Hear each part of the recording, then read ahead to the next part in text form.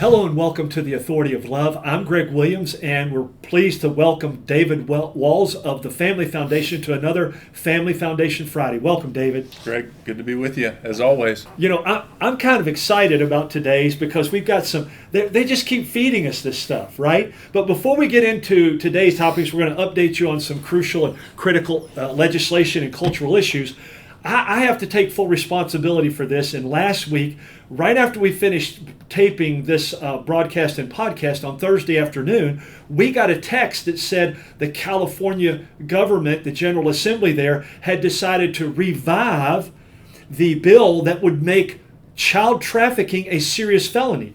We reported at that time, truthfully so, that they had junked it. It was not going to pass. And literally, I mean, right as we hit stop on the recording last week, Caroline, our wonderful executive administrator here, let's call her that. That's a good word, right?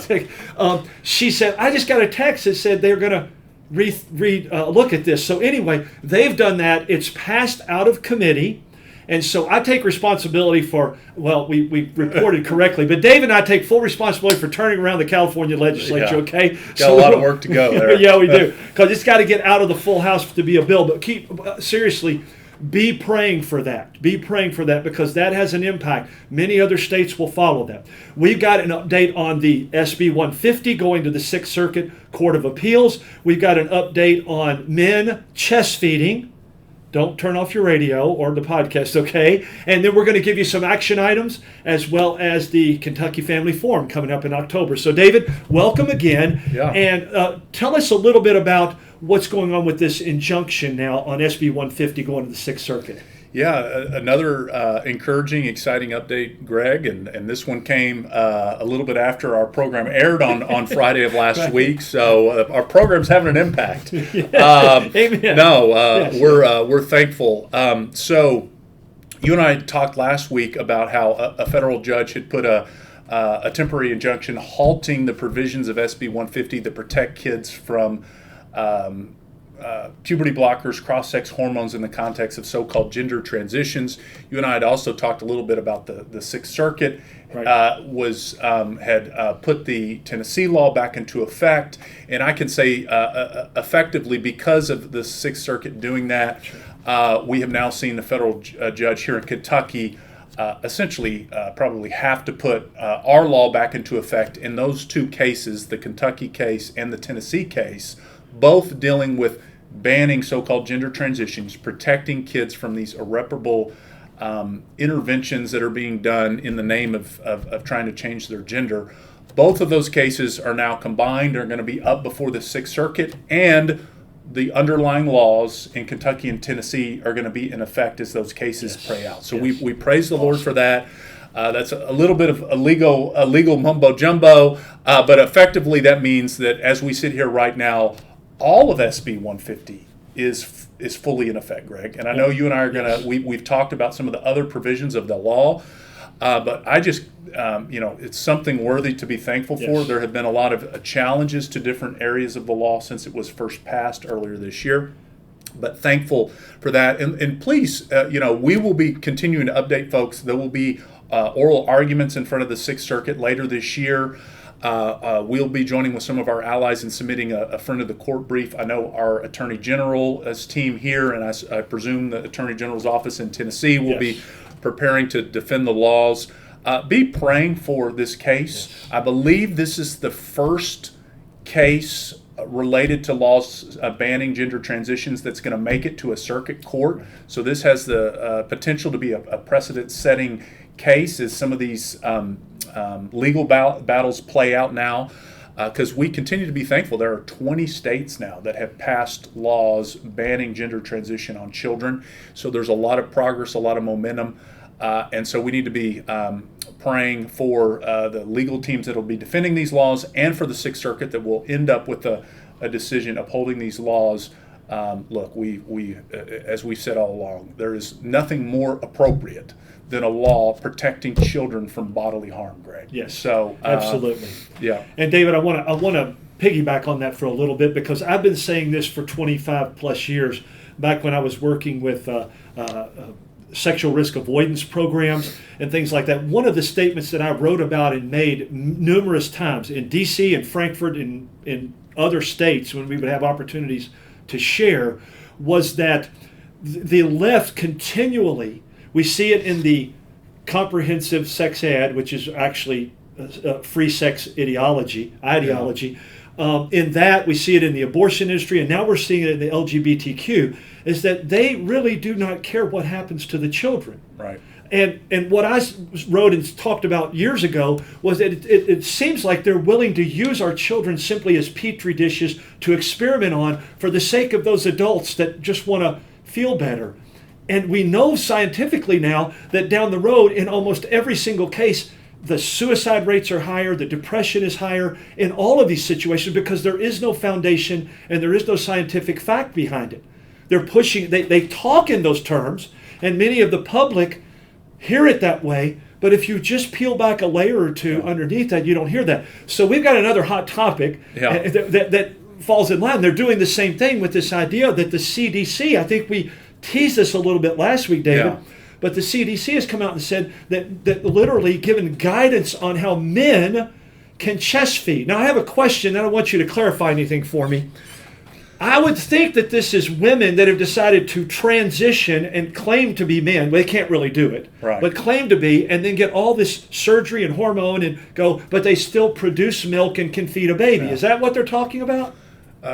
It is not what they're talking about, Greg. And honestly, I had to kind of do some due diligence on this, and just to set the stage. This is the CDC putting guidance out. This is one of supposedly one of our nation's highest tiered government agencies for health and medical, health and medical, putting guidance out.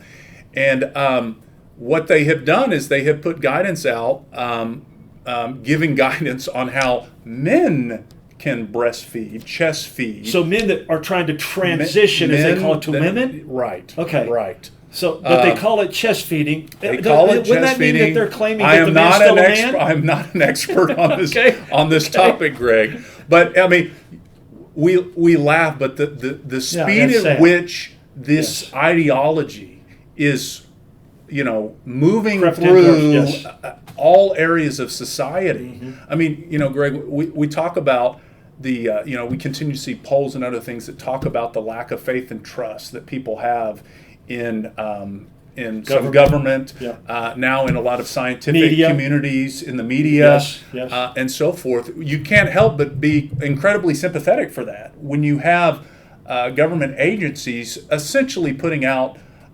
propaganda to promote an ideology that has nothing to do with actually helping children, and has everything to do about promoting an ideology that puts how adults think and feel above actually helping and putting the interest of children first. Any sane society. You may have hit the nail on the head right there, David. Right, and look, we struggle with this. I struggle with this, personally as a father. But we need to look to put the needs of our children and the younger generation ahead of ourselves. And I can't help but look at a story like this and go, it's just another example that we've got the whole world turned upside down.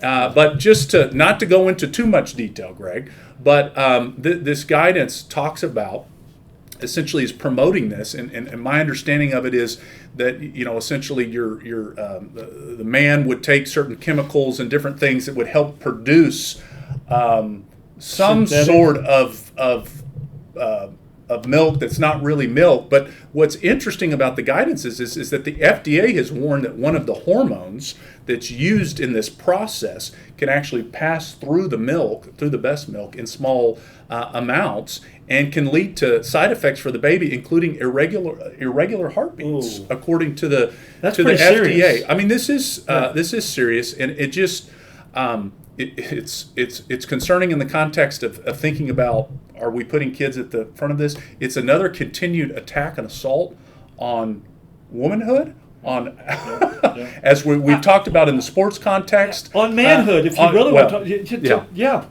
where the man was never made to do this. Here's another interesting thing, David. This is why I prefaced this the way I did. to me, what they're trying to get everybody to believe is that if we're going to say a man is chest feeding, it's actually a woman who's changed to a man who could actually produce milk. Yeah. But we've taken so much of that away. And what you're saying is that they're saying, no, it's men. Why are you now, CDC, calling them men if they're chest feeding and claim to be a woman? Yeah. They're convoluted. Yeah. And once again, making my case for me is that they're using children as the petri dishes. Yeah. You go ahead and partake of that synthetic, whatever it is, milk, at the risk of maybe your heart and your life, possibly. How about instead we get back to the biblical truth? That would be wonderful. That God created us as male and female, Yeah. and instead of having to come up with, outrageous new synthetic attempts to mimic one sex or the other, And milk. and look,